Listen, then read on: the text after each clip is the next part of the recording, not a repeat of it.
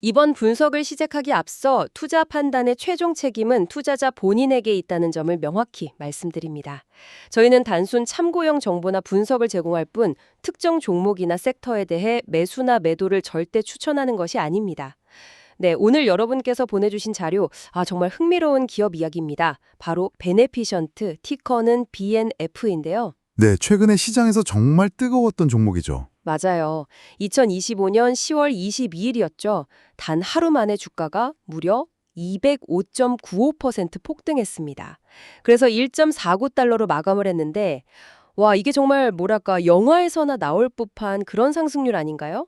그렇죠. 하루 만에 3배 가까이 오른 거니까요. 정말 대단한 변동성이었고 많은 분들이 이게 도대체 무슨 일이냐 궁금해하셨을 것 같아요. 네, 그래서 오늘 저희가 이 베네피션트의 주가 폭등, 그 이면에 과연 어떤 이야기들이 숨어 있는지 한번 깊숙이 파고들어 보려고 합니다. 뭐 단순히 호재가 있었다 이걸 넘어서서요. 재무 상태는 어땠는지, 또 어떤 전략적인 판단이 있었는지, 운영은 잘 되고 있었던 건지, 그리고 시장 참여자들의 심리는 또 어떻게 작용했는지 이런 다각적인 측면에서 한번 살펴보겠습니다. 네, 좋습니다. 사실 이런 급등 뒤에는 여러 요인이 복합적으로 작용하는 경우가 많거든요. 하나하나 좀 뜯어볼 필요가 있겠습니다. 네, 여러분께서 이 복잡한 퍼즐 조각들을 맞춰 나가시는데 저희가 좀 길잡이가 되어드릴 수 있도록 한번 제대로 파고 들어가 보죠. 자, 그럼 가장 먼저 시장의 이목을 집중시켰던 사건부터 좀 짚어볼까요? 바로 경영진의 움직임이었습니다. 네, 그게 아마 가장 큰 촉발 요인 중 하나였을 겁니다. 구체적으로 보면 토마스 힉스 이사회 의장 그리고 제임스 실크 임시 CEO 이 두 사람이 가지고 있던 우선주 A2 유닛 개조하라는 것을 보통주로 전환했다는 소식이었어요. 규모도 상당합니다. 약 5,260만 달러. 우리 돈으로 하면 이게 얼마죠? 한 6, 700억 정도 되나요? 네, 환율에 따라 다르겠지만 그 정도 규모죠. 상당히 큰 금액입니다. 그쵸. 근데 이게 표면적으로 보면 그냥 가지고 있던 주식 종류를 바꾼 거잖아요. 우선주에서 보통주로. 이게 뭐 그렇게 대단한 호재인가? 왜 시장은 여기에 이렇게 열광적으로 반응했을까요? 이게 뭔가 단순한 서류 작업 그 이상이었던 건가요? 네. 아주 중요한 질문이십니다. 이게 겉보기와는 다르게 정말 여러 가지 중요한 의미를 내포하고 있는 결정이었어요. 단순한 주식 종류 변경 절대 아니었고요. 아, 그런가요? 어떤 의미들이 있었을까요? 우선 첫 번째로는요, 회사의 자본 구조를 훨씬 더 단순하고 명료하게 만들었다는 점입니다. 베네피션트가 그전까지는 자본 구조가 좀 복잡했어요. 여러 종류의 우선주들이 얽혀 있었는데 이게 투자자 입장에서는 회사의 가치를 정확히 평가하기 어렵게 만드는 요인이 되거든요. 이걸 보통주 중심으로 좀 더 깔끔하게 정리했다는 의미가 있습니다. 아, 자본 구조를 좀 더 투명하게 만들었다. 네, 그렇죠. 그리고 두 번째, 이게 정말 결정적인데요. 당시 베네피션트는 나스닥 상장 유지 요건을 충족하지 못할 위기에 처해 있었습니다. 상장 유지 요건이요? 네, 나스닥은 상장 기업들에게 최소 자기자본 규모 같은 것들을 요구하는데 베네피션트가 이걸 맞추지 못해서 상장 폐지 경고를 받은 상태였어요. 그러니까 회사가 거래소에서 퇴출될 수도 있는 아주 심각한 상황이었던 거죠. 와, 상장 폐지 직전까지 갔었다고요? 그건 몰랐네요. 네. 그런데 이번에 경영진이 대규모 우선주를 보통주로 전환하면서 이 전환된 금액만큼이 회사의 자기자본으로 잡히게 됩니다. 그러면서 극적으로 나스닥의 최소 자기자본 요건을 충족하게 된 거예요. 아, 그러니까 이 주식 전환이 단순히 종류만 바꾼 게 아니라 회사의 자기 자본을 확 늘려서 상장 폐지라는 정말 최악의 시나리오를 피하게 만든 결정적인 한 수였다. 이 말씀이시군요. 바로 그거죠. 예, 회사를 거의 벼랑 끝에서 구해낸 조치라고 볼 수 있습니다. 상장 폐지되면 투자자 신뢰는 물론이고 자금 조달도 어려워지고 정말 종패 위기로 갈 수 있거든요. 그걸 막았다는 것 자체가 어마어마한 호재였던 거죠. 이야, 그 자체만으로도 정말 큰 리스인데 아까 여러 의미가 있다고 하셨잖아요. 혹시 또 다른 중요한 포인트가 있었을까요? 네, 여기서 정말 흥미로운 지점이 나옵니다. 뭐랄까, 이 경영진의 결정이 단순히 회사를 살리는 기술적인 조치를 넘어서 더 깊은 메시지를 던졌다는 건데요. 더 깊은 메시지요? 네, 이 경영진들이 전환한 우선주에는요, 사실 보통주에는 없는 아주 특별한 권리들이 붙어 있었습니다. 예를 들면 만약에 회사가 잘못돼서 청산, 즉 문을 닫게 될 경우에요. 다른 보통주 주주들보다 먼저 투자금을 회수해 갈 수 있는 우선 변제권 같은 아주 유리한 조건들이 있었어요. 아, 그러니까 회사가 망해도 자기들 돈을 먼저 챙겨갈 수 있는 그런 안전장치가 있었군요. 그렇죠. 일종의 특권이죠. 그런데 이번에 보통주로 전환하면서 그 모든 특권들을 스스로 포기해버린 겁니다. 네. 그걸 포기했다고요? 왜요? 바로 그 점이 시장에 아주 강력한 시그널을 준 거죠. 우리 회사는 망할 걱정 안 해도 된다. 우리는 앞으로 성장할 자신이 있고 회사의 미래를 매우 긍정적으로 본다. 그러는 우리 경영진은 이런 특권 없어도 된다. 우리도 다른 보통주 주주들과 완전히 같은 배를 타겠다. 이렇게 선언한 것과 마찬가지거든요. 와, 이건 정말 대단한데요. 단순히 상장 폐지 위기를 넘긴 걸 넘어서 경영진이 자신들의 기득권까지 내려놓으면서 회사에 올인했다는 그런 선언으로 해석될 수 있겠네요. 정확합니다. 이건 뭐랄까 말로만 우리 회사 좋다, 자신 있다고 하는 것과는 차원이 다른 거죠. 행동으로 보여준 거니까요. 회사의 미래 성장성에 대한 경영진의 아주 강력한 확신, 그리고 주주들과 이해관계를 같이 하겠다는 의지를 시장에 분명하게 보여준 겁니다. 일종의 배수진을 친 행동으로 볼 수 있죠. 정말 투자자들 입장에서는 신뢰가 확 갈 수밖에 없는 그런 행동이었겠네요. 네, 그렇죠. 여기서 끝이 아닙니다. 한 가지 더 있어요. 이 전환된 보통주에 대해서 2028년 10월 1일까지, 그러니까 앞으로 최소 3년 동안은 시장에 팔지 않겠다는 록업, 즉 의무 보유 계약까지 체결했습니다. 3년 락업이요? 네, 이게 의미하는 바는 명확하죠. 단기적인 주가 상승을 이용해서 차익 실현하고 빠져나가려는 게 아니라 정말 회사의 장기적인 성공과 자신의 이해관계를 완전히 묶어버렸다는 겁니다. 우리는 단기 장사꾼이 아니라 이 회사를 정말 장기적으로 키워나갈 파트너다 라는 메시지를 또 한 번 던진 거죠. 야, 정말 결정적이네요. 상장 폐지 위기 탈출, 특권 포기, 그리고 3년 락업까지. 이 정도면 경영진이 보여줄 수 있는 거의 모든 카드를 다 꺼내서 신뢰 회복에 나섰다고 봐도 과언이 아니겠어요. 맞습니다. 이런 일련의 조치들이 투자자들에게는 이 회사 경영진 뭔가 다르다. 정말 회사를 살리고 성장시키려는 의지가 강하구나 하는 강한 믿음을 심어주기에 충분했고 이게 주가 폭등에 아주 중요한 동력이 되었다고 봅니다. 네, 정말 설득력 있는 분석입니다. 자, 그런데 공교롭게도 같은 날 이 경영진의 주식 전환 발표와 함께 2026 회계연도 1분기 실적도 같이 발표가 됐어요. 여기에도 좀 긍정적인 내용들이 있었죠? 네, 실적 발표도 중요한 이벤트였습니다. 내용을 보면 1,180만 달러 규모의 신규 자본 거래를 성사시켰다 이런 내용이 있고요. 또 자산을 일부 매각해서 3,810만 달러의 현금을 확보했고 이걸로 부채를 갚거나 운영자금으로 썼다 이런 내용도 있었습니다. 일단 뭐 새로운 거래를 따내고 현금을 확보했다는 건 좋은 소식으로 들리는데요. 네, 그렇죠. 회사가 계속해서 사업을 영위하고 있고 또 유동성 확보를 위해 노력하고 있다는 점은 긍정적으로 평가할 수 있습니다. 특히 제 눈길을 확 사로잡았던 헤드라인이 있었어요. 바로 운영비용 91% 감소. 와, 비용을 거의 10분의 1 수준으로 줄였다는 거잖아요. 이건 정말 엄청난 성과 아닌가요? 허리띠를 정말 바짝 졸라맨 것 같은데요? 그 91%라는 숫자. 네, 그게 표면적으로 보면 정말 대단해 보이죠? 그런데 이 부분은 좀 신중하게 들여다볼 필요가 있습니다. 함정이 좀 숨어 있다고 할까요? 함정이요? 어떤 함정이죠? 네, 자료를 자세히 보면요. 이 91%라는 극적인 감소율 뒤에는 약 6,280만 달러, 그러니까 우리 돈으로 거의 800억 원에 달하는 거액의 우발 손실 충당금, loss contingency accrual이라는 항목의 영향이 아주 큽니다. 우발 손실 충당금이요? 그게 뭔가요? 비용 아닌가요? 비용은 비용인데 이게 실제로 회사 밖으로 현금이 빠져나간 그런 운영 비용이 아니에요. 뭐랄까, 미래에 혹시 발생할지도 모르는 잠재적인 손실에 대비해서 미리 회계장부상의 비용으로 잡아놓는 겁니다. 예를 들면 현재 진행 중인 소송에서 만약 패소할 경우 물어줘야 할 배상금이라든지 아니면 보유하고 있는 특정 자산의 가치가 크게 떨어질 위험 같은 것들을 미리 예상해서 비용으로 인식하는 거죠. 일종의 비현금성 회계 처리입니다. 아, 그러니까 실제 돈이 나간 게 아니라 장부상으로만 비용 처리한 거다. 네, 그렇죠.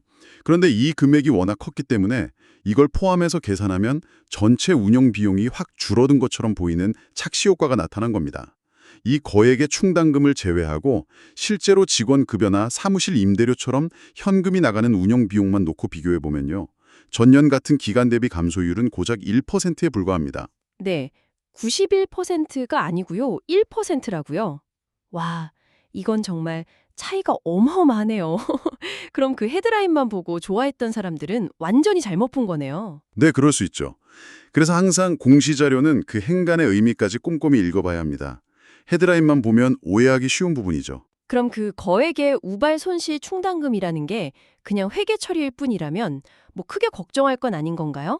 아니면 이게 또 뭔가 숨겨진 위험 신호 같은 걸 수도 있을까요? 6천만 달러가 넘는 돈인데 그냥 회계 처리라고 하기엔 금액이 너무 큰 것 같기도 하고요. 그 부분도 아주 중요한 질문을 제기합니다. 물론 회계 기준에 따라서 적절하게 처리했을 수 있습니다. 하지만 6,280만 달러라는 액수는 결코 작은 돈이 아니죠. 이렇게 큰 금액의 충당금을 쌓았다는 것은 반대로 생각하면 회사가 그만큼 큰 규모의 잠재적 위험을 인지하고 있다는 뜻이 될 수도 있습니다. 잠재적 위험이요? 예를 들면 어떤 걸까요? 아까 말씀드린 것처럼 현재 진행 중인 법적 소송에서 패소할 가능성이 상당히 높다고 판단했거나 아니면 회사가 보유한 특정 자산의 가치가 급격하게 하락할 위험이 크다고 봤을 수도 있죠. 정확히 어떤 내용 때문에 이 충당금을 설정했는지는 외부에서는 자세히 알기 어렵지만 투자자 입장에서는 이 회사 내부에 뭔가 해결해야 할 큰 문제나 잠재적인 폭탄이 있을 수도 있겠구나 하는 일종의 경고 신호로 받아들일 필요는 있습니다. 그냥 좋은 게 좋은 거라고 넘어갈 사안은 아니라는 거죠. 그렇군요. 마냥 안심할 수만은 없는 회계 처리였네요. 그럼 수익성 측면은 좀 어떤가요? 매출은 늘었다고 아까 말씀하셨는데. 네, 1분기 매출 자체는 긍정적입니다. 전년 동기 대비 1,000만 달러에서 1,260만 달러로 26% 증가했어요. 이건 회사의 핵심 사업, 그러니까 비유동성 자산을 유동화해주는 그 플랫폼이 어쨌든 계속 작동하고 있고 시장에서 거래가 이루어지고 있다는 신호니까 분명 좋은 점이죠. 네, 매출 성장은 좋은데. 문제는 그 다음이죠. 이 매출 증가에도 불구하고 아까 말씀드린 그 거액의 충당금 때문에 미국 회계 기준, 즉 GAAP 기준으로 보면 운영 손실이 무려 9,260만 달러에 달합니다. 매출이 1,260만 달러인데 운용 손실이 9,260만 달러라는 건 배보다 배꼽이 훨씬 더 큰 상황인 거죠. 와, 손실 규모가 엄청나네요. 네. 당연히 순이익률도 여전히 아주 큰 폭의 마이너스 상태고요. 그러니까 겉으로는 매출이 성장하는 것처럼 보이지만 속으로는 여전히 막대한 손실을 기록하고 있는 수익성 측면에서는 아직 갈 길이 아주 멀다 이렇게 정리할 수 있겠습니다. 아까 자산을 매각해서 현금을 3,810만 달러 확보했다고 했는데 그럼에도 불구하고 현금 사정은 여전히 좋지 않다는 건가요? 유동성 문제, 그러니까 단기적으로 빚 갚을 능력은 좀 어떤가요? 네. 자산 매각으로 확보한 현금은 분명 단기적인 급한 불을 끄는 데는 도움이 됐을 겁니다. 부채도 일부 상환하고 운영 자금으로도 썼다고 하니까요. 하지만 회사의 단기 채무 상환 능력을 보여주는 대표적인 지표인 유동비율, 커런트 레이시오를 보면요. 이게 0.29로 여전히 매우 낮은 수준입니다. 0.29요? 그게 어느 정도 수준인가요? 보통 유동비율은 1년 안에 현금화할 수 있는 자산, 유동자산을 1년 안에 갚아야 하는 빚, 유동부채로 나눈 값인데요. 이게 1보다 크면 일단 단기적인 채무 상환 능률은 괜찮다고 봅니다. 그런데 0.29라는 건 당장 1년 안에 갚아야 할 빚이 100원이라면 그걸 갚을 수 있는 현금성 자산은 29원밖에 없다는 뜻이에요. 와, 그럼 당장 빚 갚기도 빠듯한 상황이라는 거네요? 그렇죠. 비유하자면 다음 달 카드값이 월급보다 3배 이상 많은 상황과 비슷하다고 할 수 있습니다. 물론 기업 회계는 더 복잡하지만 그만큼 단기적인 현금 압박이 여전히 심각하다는 걸 보여주는 수치입니다. 따라서 자산 매각에도 불구하고 단기 부채 상환 능력에 대한 우려는 아직 완전히 해소되지 않았다 이렇게 봐야 합니다. 알겠습니다. 경영진의 결단은 정말 인상적이었는데 실적과 재무 상태를 자세히 뜯어보니 아직 안심하기에는 이른 그런 과제들이 많이 남아있는 상황이군요. 네, 맞습니다.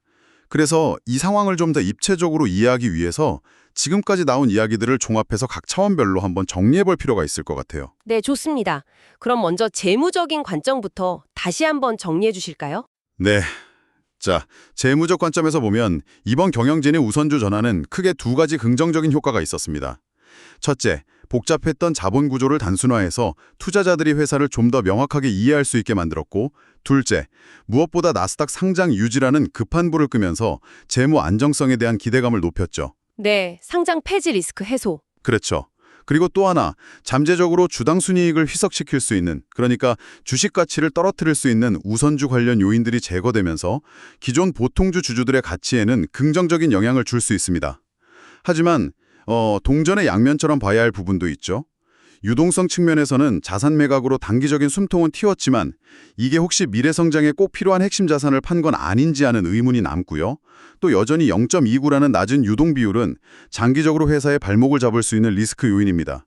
그리고 가장 중요한 것, 역시나 회사의 근본적인 체력이라고 할 수 있는 수익성 개선이 아직 이루어지지 않고 있다는 점, 이게 가장 큰 숙제라고 할 수 있겠습니다. 네, 재무적으로는 긍정적인 면과 아직 해결해야 할 과제가 명확히 공존하는 상황이네요. 그럼 전략적인 관점에서는 어떻게 볼 수 있을까요?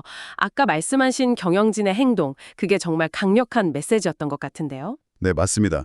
전략적 관점에서 보면 이번 경영진의 결정은 정말 여러 가지 의미를 함축하고 있어요. 말씀하신 대로 우선주에 부여된 특권까지 포기하고 3년 럭업까지 건 것은 단순히 자신감을 보여주는 것을 넘어서 경영진과 일반 주주들의 이해관계를 완전히 일치시키려는 아주 명확한 전략적 선택입니다. 회사가 성공해야 우리도 성공한다는 것을 행동으로 보여준 거죠. 그렇죠. 같은 배를 탔다는 걸 확실히 보여준. 네.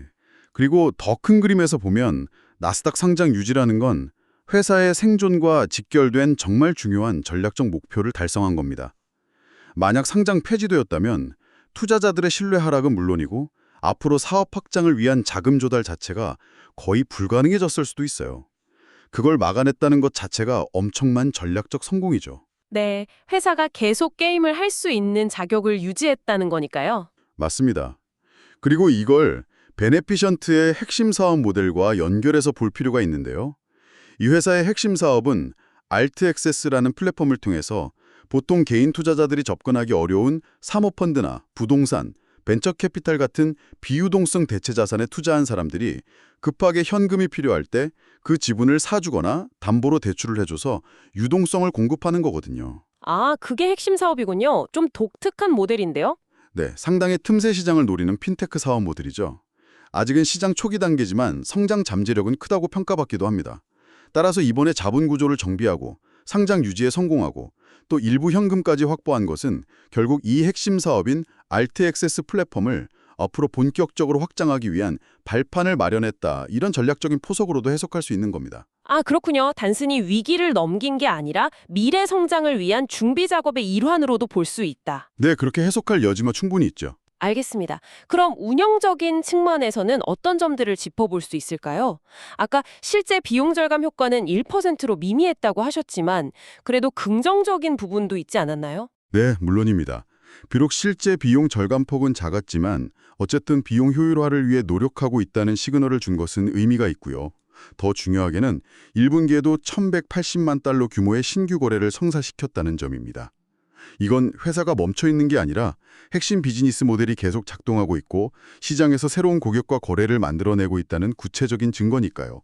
이건 운영이 잘 되고 있다는 긍정적인 신호로 볼 수 있죠. 네, 회사가 살아 움직이고 있다는 증거네요. 그렇죠.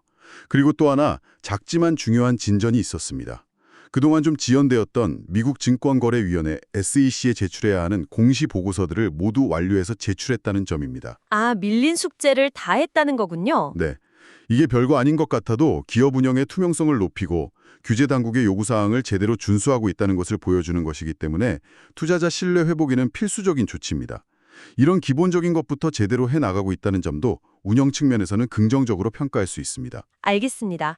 재무, 전략, 운영 세 가지 측면에서 살펴봤는데 마지막으로 이 모든 것이 시장 참여자들의 심리에는 어떻게 영향을 미쳤을까요? 결국 주가는 심리가 만드는 거니까요. 네, 맞습니다. 시장 심리적 관점에서 보면 이번 베네피션트의 주가 폭등은 정말 퍼펙트 스톰과 같았다고 할 수 있습니다. 퍼펙트 스톰이요? 네. 어느 한 가지 요인만으로는 설명하기 어려운 여러 긍정적인 요소들이 거의 동시에 터져나오면서 투자 심리가 그야말로 폭발적으로 개선된 결과라는 거죠. 한번 정리해 볼까요? 첫째, 경영진의 강력한 신뢰 표명. 아까 말한 우선주 전환, 특권 포기, 3년 락업. 이게 엄청난 믿음을 줬죠. 둘째, 상장 폐지라는 정말 치명적인 리스크가 완전히 해소됐습니다. 셋째, 비록 자세히 뜯어봐야 할 내용은 있지만 어쨌든 1분기 실적 발표에서 매출 성장이나 신규 거래 성사 같은 긍정적인 시그널도 나왔고요. 넷째, SEC 보고서 제출 완료 같은 운영상의 정상화 노력도 있었습니다. 와, 정말 좋은 소식들이 한꺼번에 쏟아졌네요. 그렇죠. 이렇게 여러 호재들이 한꺼번에 그것도 같은 날 집중적으로 발표되니까 투자자들 입장에서는 와, 이 회사 진짜 뭔가 달라지나 보다. 바닥 찍고 턴어라운드 하는 거 아니야? 하는 기대감이 극도로 높아질 수밖에 없었던 거죠. 이런 긍정적인 뉴스들이 서로 시너지 효과를 일으키면서 매수 심리를 강력하게 자극한 것으로 보입니다. 충분히 그럴 수 있겠네요. 혹시 다른 심리적인 요인도 있었을까요? 네, 여기에 추가적으로 숏 스퀴즈 가능성도 한번 생각해 볼 수 있습니다. 숏 퀴즈요? 그게 뭐죠? 숏 스퀴즈는 주가 하락을 예상하고 주식을 빌려서 미리 팔아놓은 공매도 투자자들이요. 예상과는 반대로 주가가 급등하기 시작하면 손실이 눈덩이처럼 불어나는 것을 막기 위해서 어쩔 수 없이 주식을 다시 사들여서 빌린 주식을 갚아야 하는 상황을 말합니다. 이 공매도 포지션을 청산하기 위한 매수세, 이걸 숏 커버링이라고 하는데요. 아, 손실을 줄이려고 어쩔 수 없이 주식을 사는 거군요. 네, 만약 베네피션트 주가가 폭등하기 직전에 공매도 물량이 많이 쌓여 있었다면 이 숏 커버링 물량까지 갑자기 시장의 매수세로 유입되면서 주가 상승세에 기름을 부었을 가능성도 배제할 수 없습니다. 원래 오르던 주식에 숏 커버링 매수세까지 더해지면 정말 비이성적인 급등이 나타나기도 하거든요. 그렇군요. 그럼 긍정적인 뉴스들의 시너지 효과에 어쩌면 숏 스퀴즈까지 더해지면서 그렇게 폭발적인 주가 상승이 나타났을 수 있다. 이런 분석이시네요. 네, 그럴 개연성이 충분히 있다고 봅니다. 그리고 또 하나, 이런 식으로 하루에 200%씩 오르는 극단적인 주가 변동은 필연적으로 단기 차익만을 노리는 투기적인 수요를 끌어들입니다. 뭐랄까, 불타는 감자에 뛰어드는 것처럼요.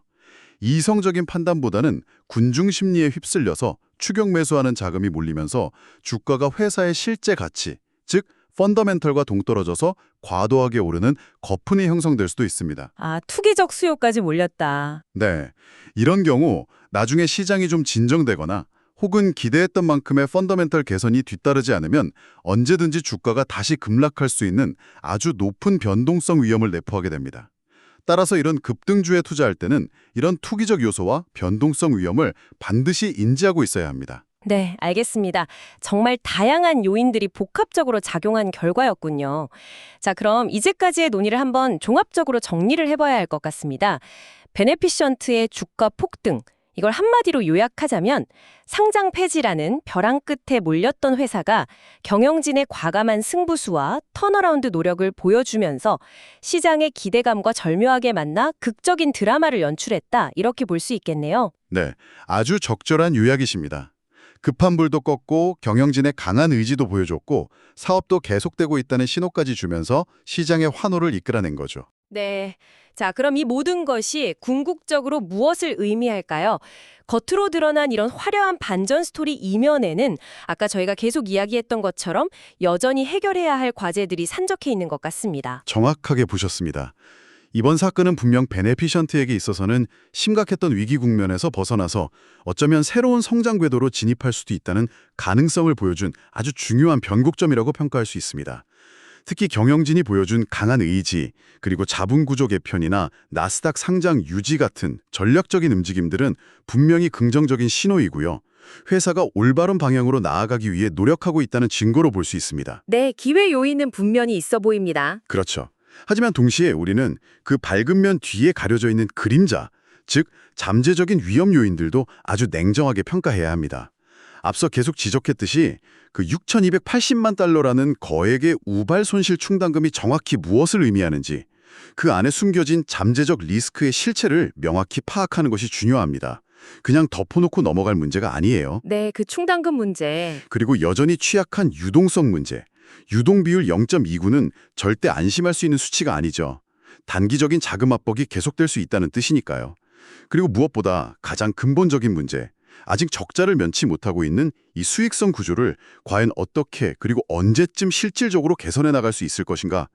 이것이 앞으로 베네피션트가 넘어야 할 진짜 높은 허들이라고 생각합니다. 네, 결국은 돈을 벌어야 하는 거니까요. 맞습니다. 턴어라운드 스토리의 완성은 결국 지속 가능한 수익 창출 능력을 보여주는 것이죠. 그렇다면 이 베네피션트라는 회사를 지켜보는 투자자 입장에서 앞으로 어떤 점들을 좀 주목해서 봐야 할까요? 네, 그래서 여러분께서는요, 단기적인 주가의 급등락, 하루에 200% 올랐다고 흥분하거나 또 반대로 급락한다고 실망하거나 이렇게 일희일비 하시기보다는 좀 더 긴 호흡으로 지켜보시는 게 중요합니다. 구체적으로는 앞으로 발표될 분기 실적들을 통해서 회사가 정말로 지속 가능한 수익 모델을 만들어가고 있는지, 즉 매출 성장과 함께 손실 폭이 의미 있게 줄어들고 있는지, 더 나아가 흑자 전환의 가능성이 보이는지를 확인해야 합니다. 그리고 우리가 논의했던 여러 위험 요인들, 예를 들어 그 우발 손실 충당금 문제가 어떻게 해결되는지, 또 유동 비율 같은 재무 건전성 지표들이 실제로 개선되는지 등을 면밀히 추적 관찰하시는 것이 중요합니다. 네, 결국 진짜 턴어라운드는 숫자로 증명되어야 한다. 이 말씀이시군요. 네, 그렇습니다. 경영진의 의지나 시장의 기대감만으로는 부족하죠. 결국은 실질적인 성과가 나와야 합니다. 네, 명심하겠습니다. 경영진의 강력한 의지나 회사의 잠재력 같은 긍정적인 측면과 여전히 남아있는 재무적인 불안정성이라는 부정적인 측면이 공존하는 참 흥미로우면서도 어려운 케이스인 것 같습니다. 자, 오늘 분석을 마무리하면서 청취자 여러분께 마지막으로 질문을 하나 던져보고 싶습니다. 네, 좋네요. 만약 여러분께서 베네피션트의 투자자 혹은 잠재적 투자자라면 이 회사가 정말 진정한 턴어라운드에 성공했다고 판단하기 위해서 다음 분기 혹은 다다음 분기 실적에서 구체적으로 어떤 지표의 개선을 가장 중요하게 확인하시겠습니까? 단순히 적자 폭이 줄어드는 것만으로 충분할까요? 아니면 유동 비율 같은 재무 건전성 지표가 확실히 1 이상으로 올라서는 것을 봐야 할까요? 혹은 그 논란의 우발 손실 충당금에 대한 명확한 해명과 함께 그 금액이 해소되는 것을 확인해야 할까요? 여러분 각자의 투자 원칙과 기준에 비추어서 한 번쯤 생각해 보시면 오늘 저희의 분석을 더 깊이 이해하시는 데 도움이 되지 않을까 싶습니다.